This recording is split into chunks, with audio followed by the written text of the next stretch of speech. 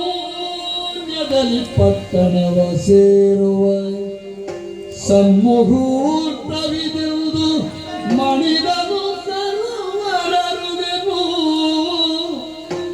ಸಾಕನ್ಯೋನ್ಯದಲ್ಲಿ ಪಟ್ಟಣವ ಸೇರುವ ಸನ್ಮುಹೂರ್ತವಿದುವುದು ಮಣಿದಾಗ ಧನ್ಯನಾದೆನು ದೇವ ದೇವವಾಣ ಧನ್ಯನಾದೆ.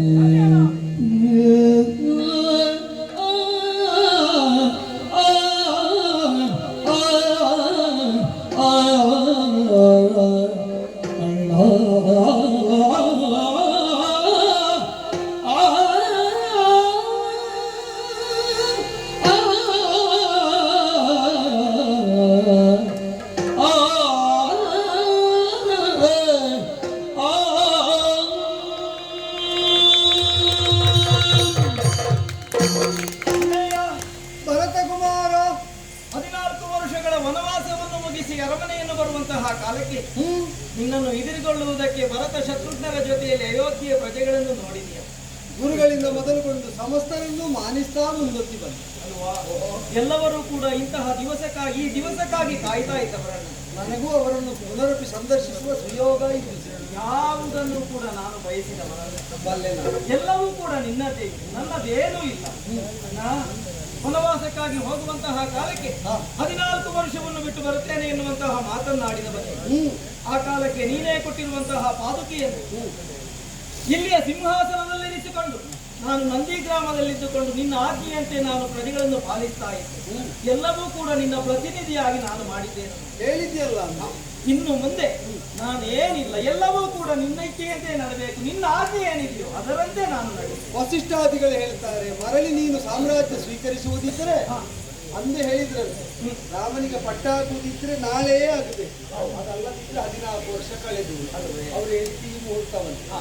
ಹಾಗಾದ್ರೆ ಪಟ್ಟ ಆಗುತ್ತಾ ಇರುವುದು ಶ್ರೀರಾಮನಿಗೆ ಅಲ್ಲ, ಶ್ರೀರಾಮನ ಧಾರ್ಮಿಕವಾದ ನೆಲೆ, ಸತ್ಯದ ನೆಲೆ, ಸತ್ಯಧರ್ಮಗಳ ನೆಲೆಗೆ ಪಟ್ಟಬಂಧ ಮಹೋತ್ಸವವಾಗಬೇಕು ಅಂತ ಸಾಕೇತದ ಸುಸಂಸ್ಕೃತರಿಗೆಲ್ಲರಿಗೂ ಅಪೇಕ್ಷೆ ಅಂತಾದ್ರೆ ಹಾಗೆ ಹೋಗಿ ಏನು ಆಕ್ಷೇಪ ಇಲ್ಲ. ಹಾಗೆ ಆಗಿದೆ. ಇದೇ ಸುಮುಹೂರ್ತ ಪಟ್ಟಾರೋಹಣ ಮಾಡುವುದಕ್ಕೆ ಸುರರು ಮುನಿಗಳು ಕೂಡಿ ರಾಜರ ಬೆರತಿ ಬಿತ್ತರ ರಾಮನ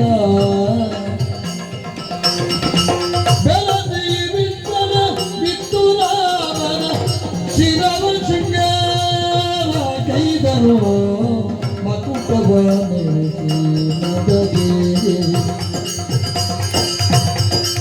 ಸರ್ವರಾಜರ ಮಧ್ಯದೊಳಗ ಭರತನನು ಜುವಲಾದ ಪಂಚಗುಳ್ ಇರಿಸಿದರು ಮಂಗಲನು ಮೂರ್ತದು ಅಖಿಲ ವೈಭವದಿ.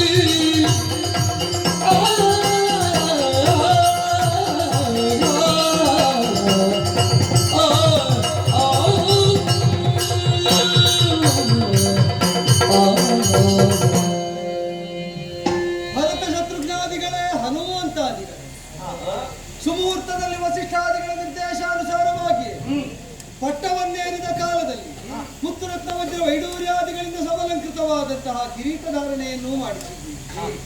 ಕಿರೀಟವನ್ನು ಪ್ರತಿನಿಧಿಯಾಗಿ ನಾನು ಹೊಂದಿದರು, ಅದು ನಿಮ್ಮೆಲ್ಲರ ಮನಸ್ಸಿನಲ್ಲಿ ನನಗೆ ಪಟ್ಟವನ್ನು ಕಲ್ಪಿಸಿಕೊಟ್ಟಿದೆ ಎಂಬುದೇ ಸಮಾಧಾನ.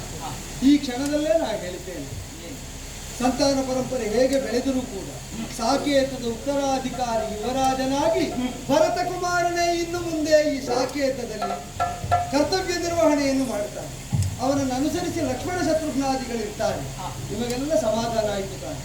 ಅದೋ ಹನುಮಾದಿಗಳು ಪ್ರಜಾಪರಿವಾರದವರೆಲ್ಲ ಹೇಳ್ತಾ ಇದ್ದೇವೆ, ರಾಮ ಹುಟ್ಟಿದಲ್ಲಿಂದ ಇಲ್ಲಿಯ ತನಕ ನಡೆದ ಪ್ರತಿಯೊಂದು ಘಟನೆಗಳನ್ನು ಅನುಸ್ಮರಿಸ್ತಾ ಇದು ರಾಮ ಕಥೆಯಲ್ಲ, ರಾಮಚರಿತೆ ಅಲ್ಲ, ರಾಮಚರಿತೆ ಅಲ್ಲ, ಶ್ರೀರಾಮ ಚರಿತಾಮೃತ ಅಲ್ಲ, ಶ್ರೀರಾಮನೆಂಬ ವ್ಯಕ್ತಿಯ ಚರಿತಾಮೃತ ಅಲ್ಲ, ಇದು ಧಾರ್ಮಿಕನಾದ ಒಬ್ಬ ವ್ಯಕ್ತಿಯ ಚರಿತಾಮೃತ, ಧರ್ಮಚರಿತಾಮೃತ, ಸತ್ಯನಿಷ್ಠೆಯ ಚರಿತಾಮೃತ, ಸತ್ಯಚರಿತಾಮೃತ.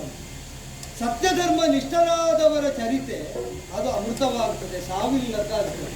ಅವರಿಗೆ ಲಭ್ಯವಾಗಬೇಕಾದ ಪಟ್ಟ ಅವರವರ ಬದುಕಿನಲ್ಲಿ ಲಭ್ಯವಾಗಿಯೇ ತೀರ್ತದೆ.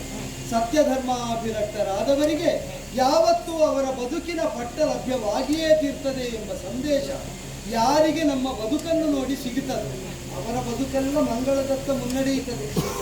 ಅವಳಿಗೇನೋ ಹೇಳಲಿಕ್ಕುಂಟಂತೆ, ಏನೇ ಇಂಥ ಒಂದು ಸುದಿನವನ್ನು ನನ್ನ ಬದುಕಿನಲ್ಲಿ ಮತ್ತೆ ಕಾಣ್ತೇನೆ ಅಂತ ಕಂಡವಳಲ್ಲ, ಕನಸಿನವಳು ಕಂಡವಳಲ್ಲ.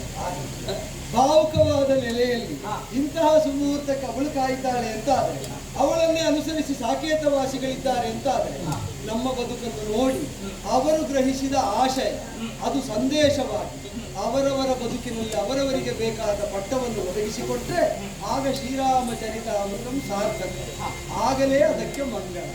ಭದ್ರಂ ಶುಭಂ ಮಂಗಳ. ರಾಮ ಕಥೆಗೆ ಮಧು ಮಧುರ ಈಗ ಪರ ಸುಖಗಳ ಒಲಿವ. ರಾಮ ಕಥೆಗೆ ಮಧು ಮಧುರ ಸೂರ್ಯವಂಶದಾದ ಚರಕರಾಯನ ಯಾಗದ ಪುಣ್ಯದ ಫಲವಾಗಿ ಭೂಮಿಗೆ ಜನಿಸಿದ ಶುಭವನ್ನು ಹರಸಿದ ಜಗತಿ ರಾಮನೇ ಆಚರತೆಯ ನಾಯಕ ರಾಜೀವಲೋಚನ ರಮಣನಿಗಳಾಗಿದೆ ಲಕ್ಷ್ಮಿತ ಪತೆಯ ವ್ಯಕ್ತಿಸಿದಳು ಶೃಂಗಾರದ ನಿದ್ರೆ ಸಾಚಮೂತ. ಪಕ್ಷಿರಾಜನು ಬಂದು ಬಾಗಿಲ ಬಳಿ ನಿಂದು ಅಕ್ಷಿ ತೆರೆದು ಬೇಗ ಇಕ್ಕಿಸೆಂದು ಪಕ್ಷಿರಾದಿಗಳೆಲ್ಲ ಚಿಲಿಪಿಲಿ ಕುಟ್ಟುತ್ತ ರೂಪದಲ್ಲಿ ತೋರಿಸುವ ರೋಗಿಗಳಿಗೆ ಶ್ರೀರಂಗನಾಯಕ ರಾಜೀವಲೋಚನ ಮನನಿ ಬೆಳಗಾಗಿ ತೆರೆದೆನ್ನುತ್ತ